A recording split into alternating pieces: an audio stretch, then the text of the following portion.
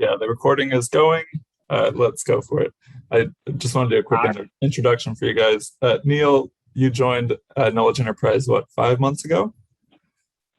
I believe. You're on mute. Yeah, Cool. I did.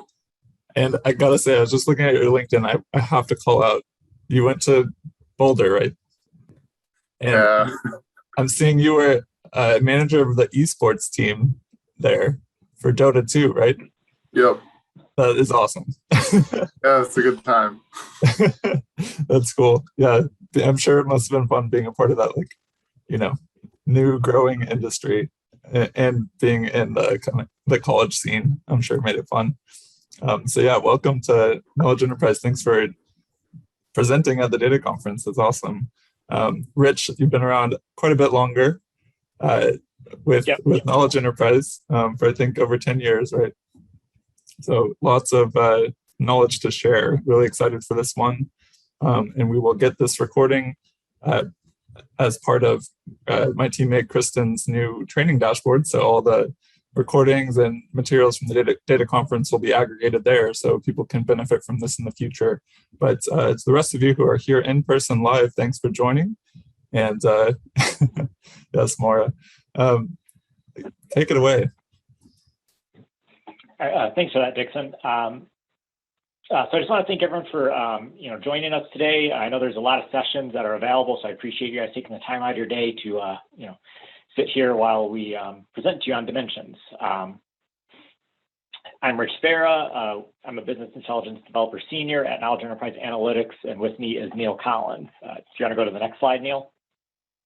And so before we get started on it, going over the Dimensions API, some of the ETL, and how we actually use it for visualizations, I'm just going to kind of talk about Knowledge Enterprise Analytics, who we are and what we do.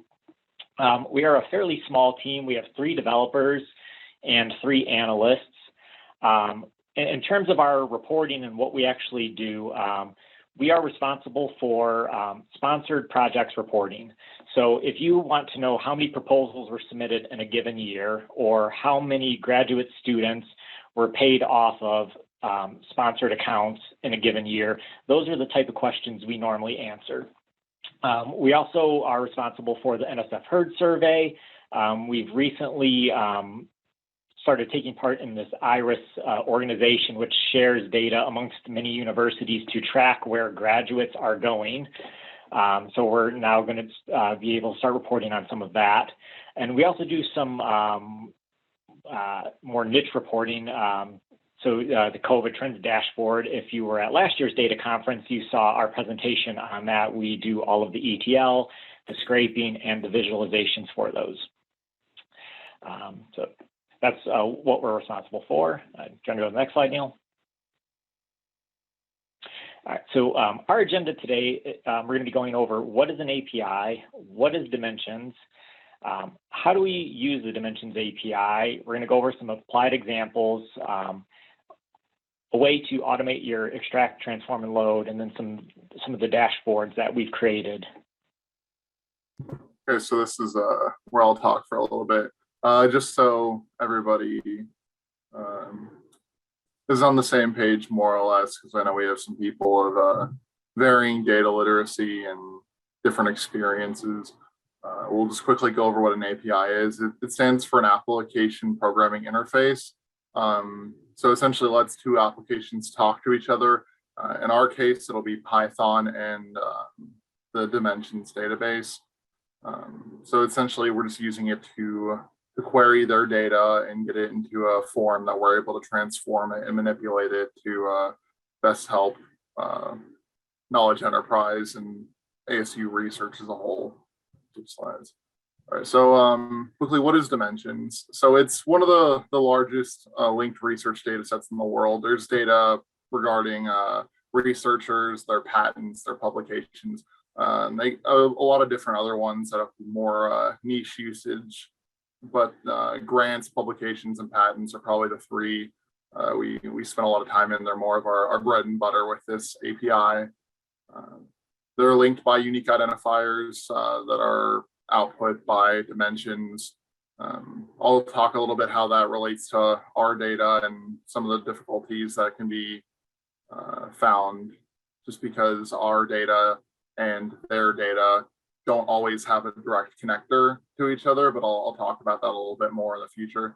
But it's really an invaluable resource for anybody who's trying to learn more about what kind of grants and publications are coming out of universities and how they're looking to the rest of the world, maybe not just in our internal data sets, but what people at the U of A are doing, what people at NAU are doing, UCLA, just all the different universities, and getting more than what our internal data might be able to help you with. So this is just a quick snapshot of their web app. You can use a number of different filters for all these different data sets, and they'll give you a brief abstract, which authors were the principal investigator on each one, or whoever was involved, what different universities there were. It's very user-friendly, a bit easier to understand if you're not comfortable with Python. So anybody can access this. I'm pretty sure you don't even need login credentials to use this version of it. So it's just a pretty easy to use repository.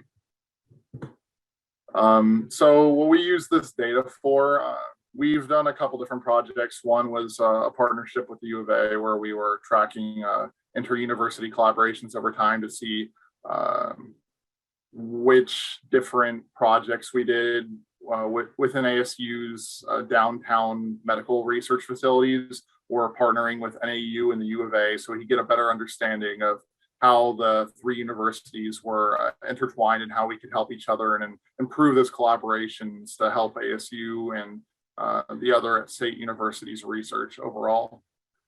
Collecting general abstract data from grants and publications.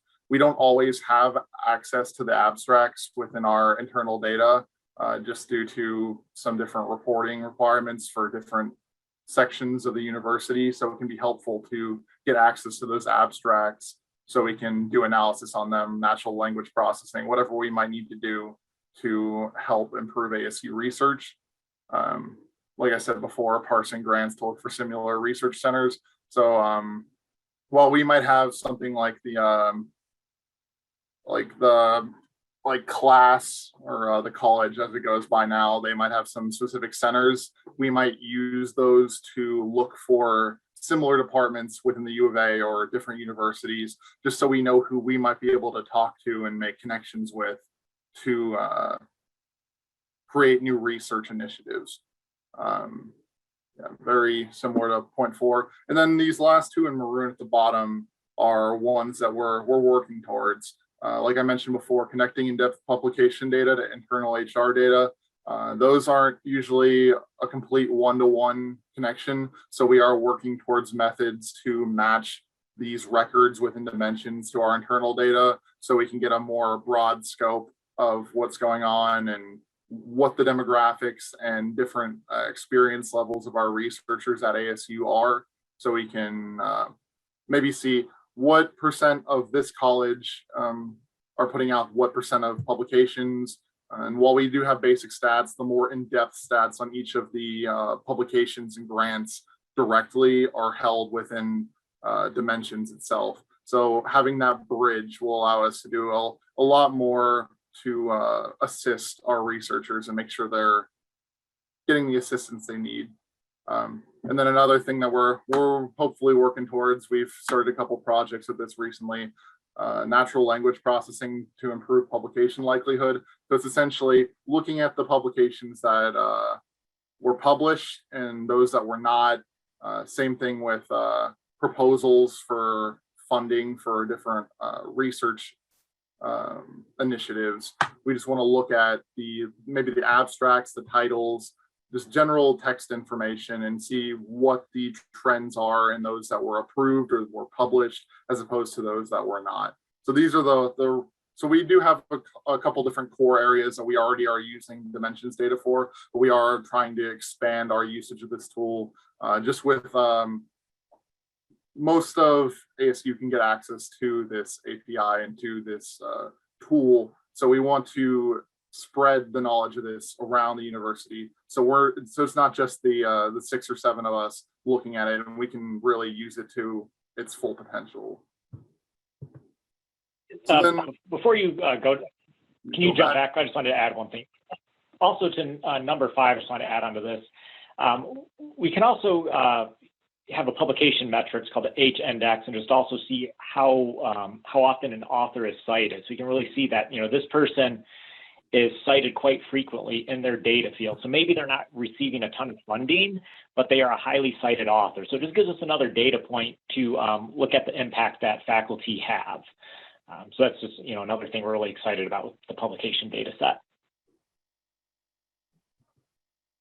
So there are, with every good tool, there are some different drawbacks that we have to deal with.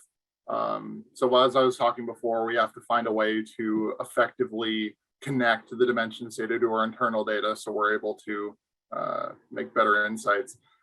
But once you query this data in an API format, not necessarily in the website, but through Python, as I'll show you guys a little walkthrough in a second, the data will be nested and it needs to be put into a way that our stakeholders are able to work with. I'll go into that a little bit more because it'll make more sense when you're able to see it directly. And then, yeah, researchers, organizations, and the various works, publications, and whatnot are linked with unique identifiers. So again, it brings us back to that, making that connection to our internal data. So let me turn off share real quick. Let me get set up into, I know sometimes Zoom doesn't show me unless I change the, okay, here we are. So I'll just go through a quick demonstration of how I get our data ready to use within Python. Usually I would use Jupyter, but we were having some problems with one of the libraries within this. So I'm using Google Colab. It's essentially just Jupyter hosted on a Google server. So as you can see here, I just quickly installed the necessary library. We do some very basic importing things. I made sure to not leave our private key up just for security reasons, but there's some different links that I'll have at the end of the presentation that can show you example code that you can use within Dimensions that'll help you get logged in. Like this portion is pretty much just pulled directly from the Dimensions cookbook, which they use to give you different examples and use cases, because it is a very adaptable API. So there might be different niche cases that everybody's running into. So they give you pretty good templates for each of those. So I'll just show you an example query. I used what's called a query iterative, but there are a number of different ways to query the Dimensions API. So essentially, it's rather straightforward, even more so than SQL, I like to think. So I'm searching their publications database within this query, and I'm looking where the research organization is this grid ID, which this is the ASU grid ID. You can include a number of different researchers and grid IDs, and you can even search by topic. If you want to see everything that has to do with heart disease, you can search by that keyword and it'll return you all of the records that have to do with heart disease based on whatever parameters you gave it. And then just for this example, I kept this in the year 2021.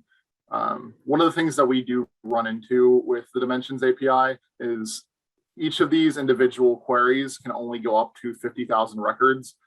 So if you start a query, and it has 65,000 records, it'll keep running like normal, but it only pull the first 50,000.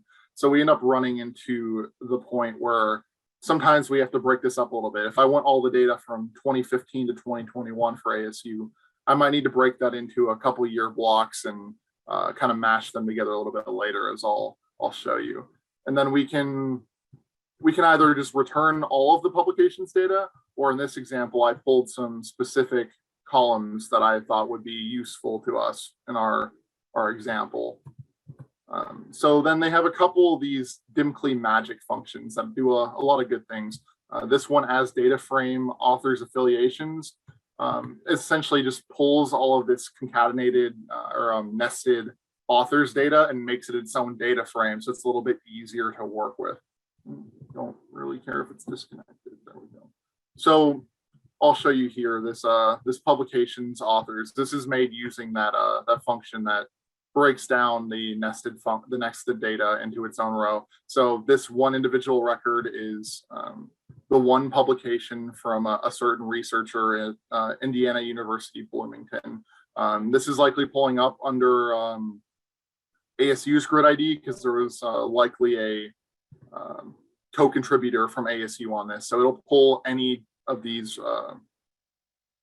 it'll pull any data that any ASU researcher is a part of. And there's some ways you can work around that you can find in the Dimensions cookbook.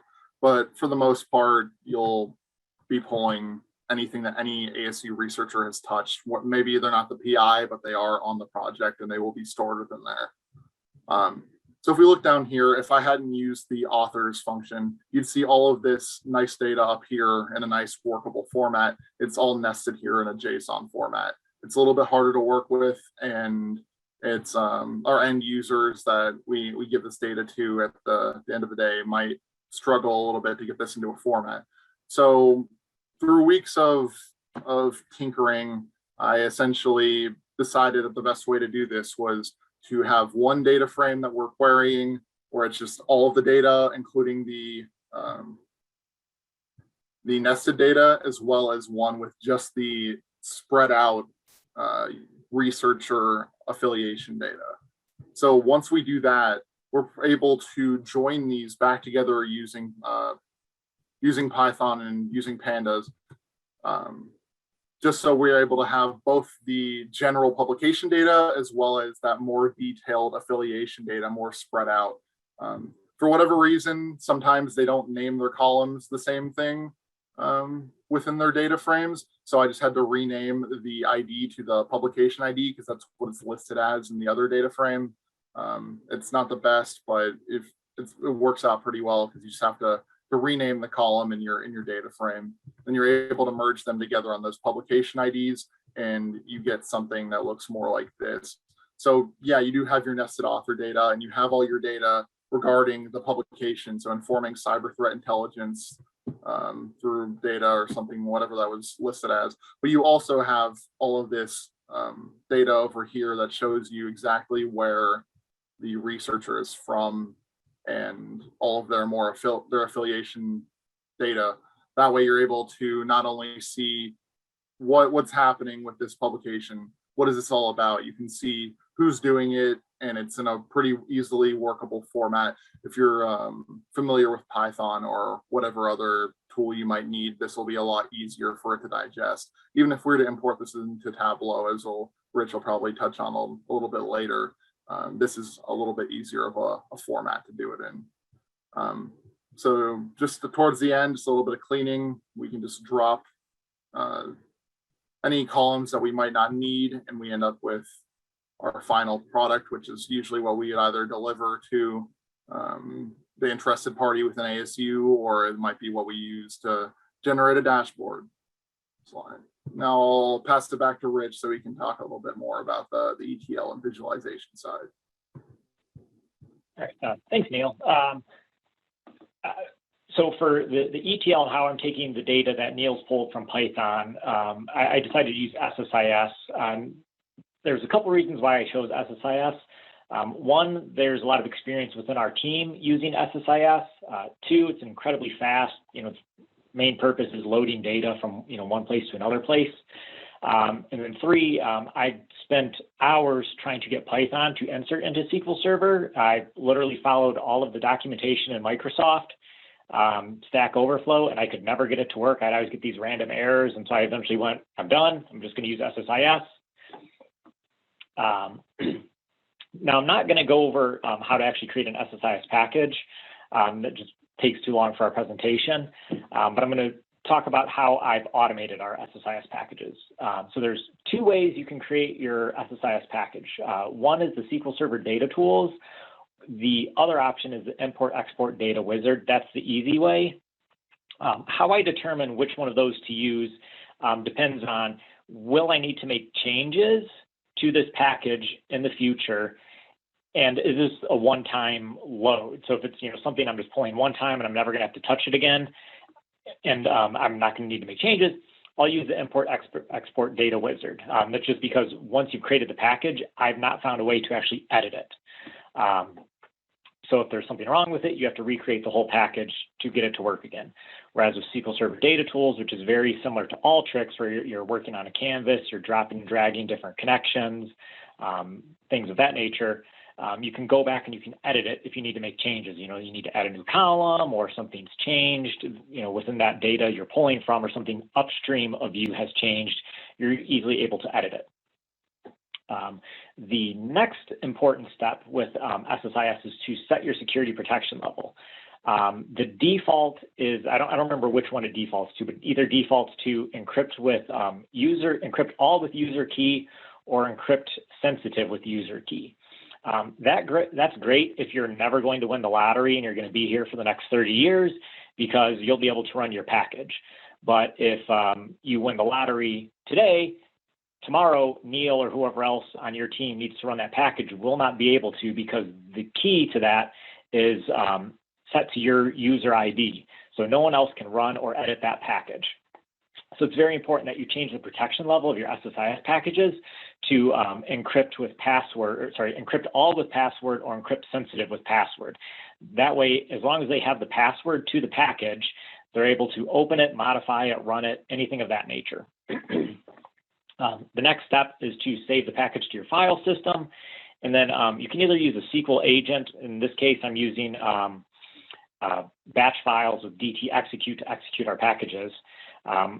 We create a batch file, and I'm going to go through the components of that. The first component is the path to DT execute. The second is the path to your SSIS package. Third is you're going to pass your password using the decrypt command. So, we've changed the security protection level to encrypt with password. And then when you're running that batch file, you're passing the password via that command. The fourth step is optional, but I highly recommend it. That's where you're going to output a success or failure text file. So you can choose the logging options you want, but the important thing is it's going to tell you either it was successful or it was not successful. What I'm not showing here is I actually have Python scripts that then go through all of the packages that I've ran and all those files, and they check the status of the different packages, and they tell me this was successful, this was not successful.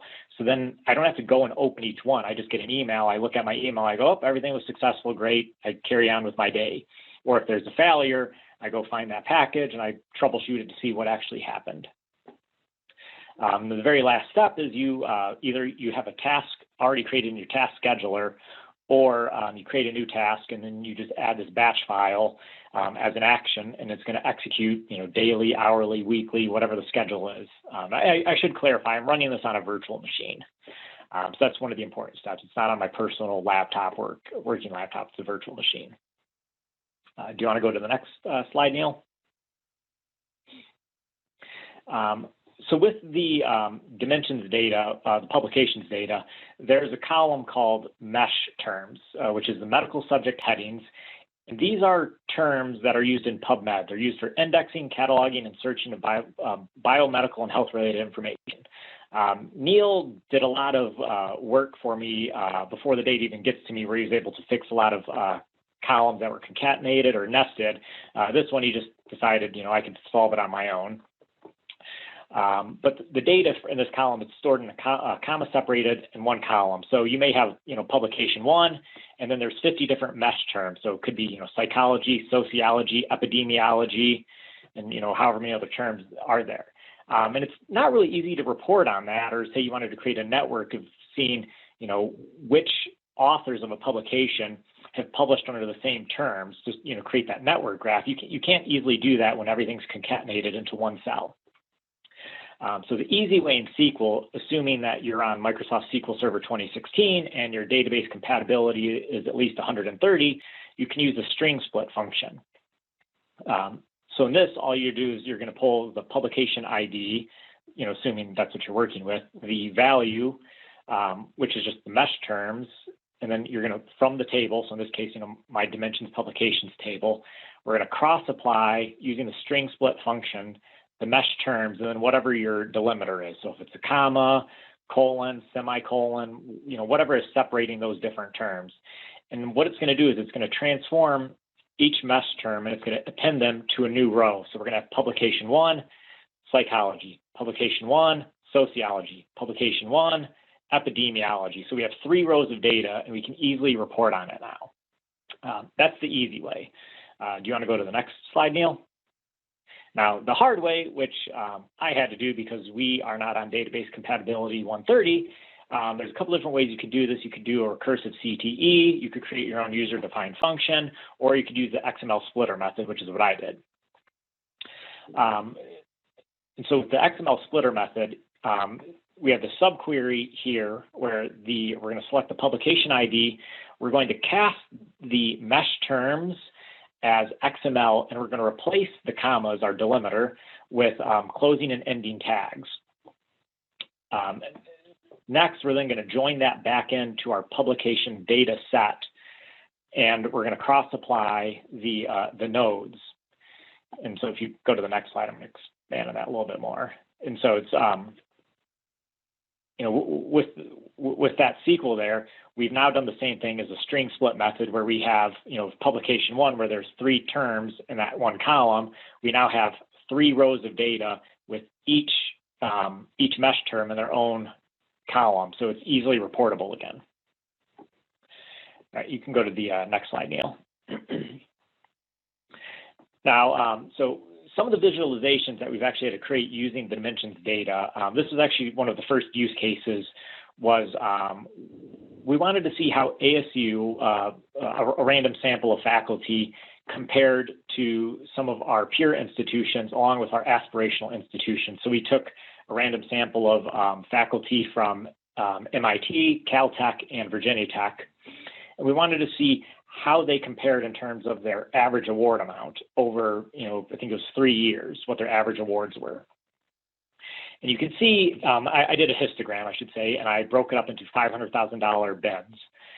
You can see pretty much the first 2 bins, that $0 to $1 million, is where almost all of our faculty amongst MIT, ASU, Virginia Tech, and Caltech fall. And there's an incredibly steep drop off after that $1 million mark, and then it just basically becomes a tail where you do get some faculty that are averaging $10, $12, $14 million a year in awards, but they are few and far between. Those are your rock stars. For the most part, most of your faculty are going to sit in that, those first 2 bins.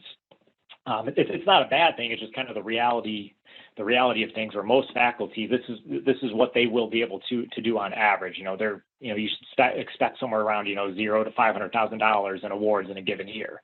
So there's just we wanted to see how we compared to those other institutions. You can go to the next slide, Neil. Again, using that same data set, one of the issues with the average is you'd have these outliers. You had a person with $20 million average awards. They're going to skew the average. So we wanted to do a median and just see how we compared again to those institutions. So you can see Caltech and MIT, the median for them is just around $600,000 in awards. ASU is at just shy of $200,000, and we have Virginia Tech at $100,000. So Virginia Tech is one of our peer institutions, and our faculty are doing double compared to their faculty, but we're about a third behind behind MIT and Caltech. So there's if we want to grow and be able to compete with our aspirational institutions, that's where we need to be at. But in terms of our peers, we're doing very well, and so it's something that we need to be applauding the faculty for their research output. They're doing a great job.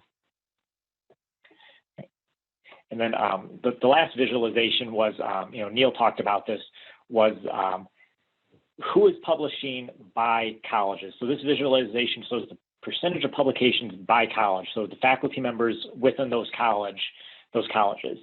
And we can see that early on, 2015 and up till 2019, Ira Fulton Schools of Engineering, they're responsible for about 50% of the public.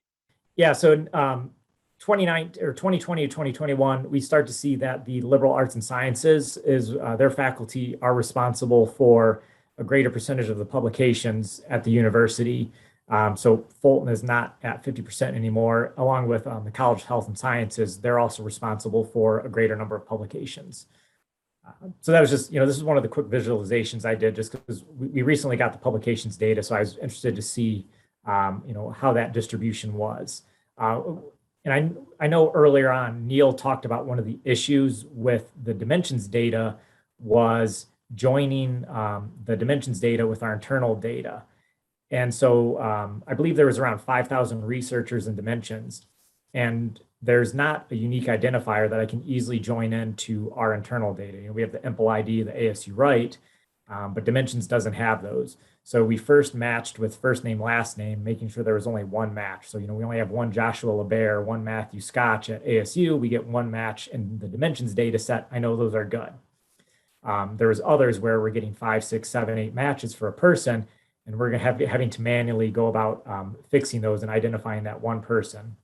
And so we've created a crosswalk table where we have the dimensions ID and the EMPL ID, and we're able to join that data from the dimensions data set into our other internal data sets to get more information, demographic data if we want. As you see here, the colleges, the departments, things of that nature. So we're still working on fully building out this crosswalk table so that way we can get all of the different researchers within the dimensions data set. But that was one of the issues, and we're still working through it. Yeah, we can show Hansa asked if we could show the website interface. So Neil, do you want to show the dimensions? We did have a slide on that, but we can actually kind of go through an example of how to use it. Let me get it pulled up real quick.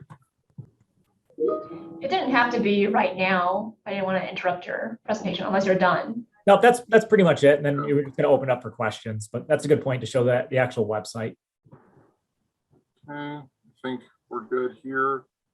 Yep. So kind of like I talked about before, sort by 2021, say we want to look at Jean-Claude Fontaine, and we can limit it to just their publications from 2021. We can click down, get a little bit more information, get the abstract, some references, and they have links to other people. So if you want to include certain researchers, you can look at their collaborations as well. We see here they've worked together on a number of different projects, but they do seem to they likely work in the same lab or something similar to that.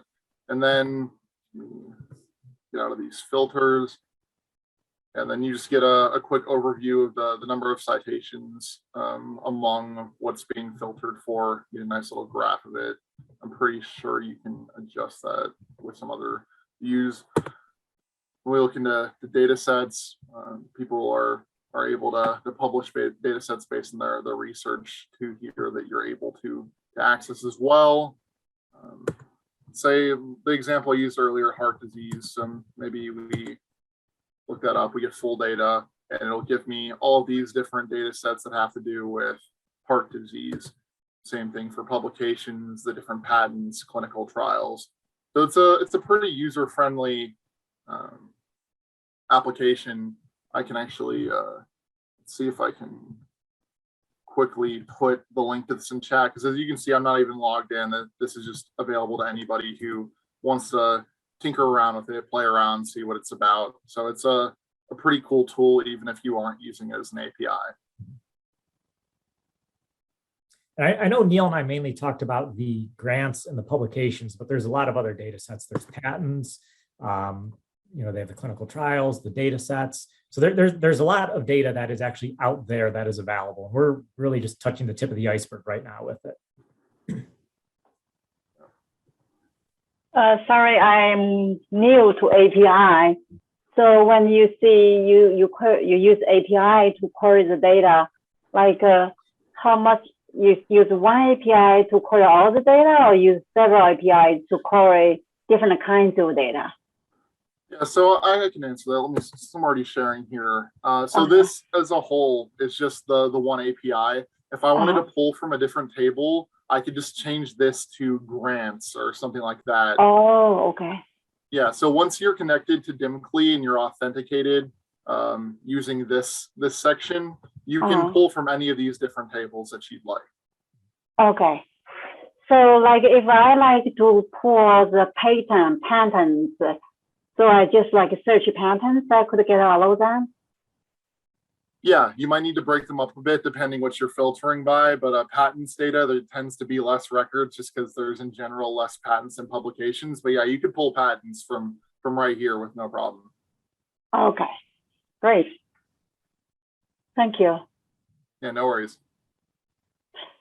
So does that, oh, sorry, one more question.